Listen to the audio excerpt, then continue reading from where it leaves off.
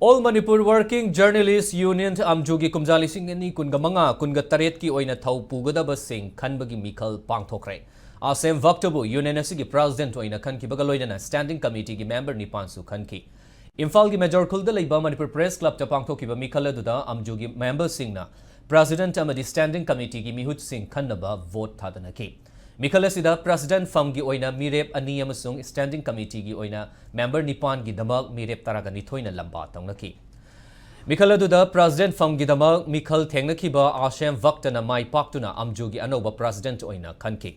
Standing committee gi member nipan khanbada Impact News ki reporter Ilangbam Ojit Kumar Mushukna voter chatret ka humputra leibagi manungda vote Chaniga Kungamapan Fangduna vote masing Kwaidagi Yamna Fangba Mirep ama oina mai paki.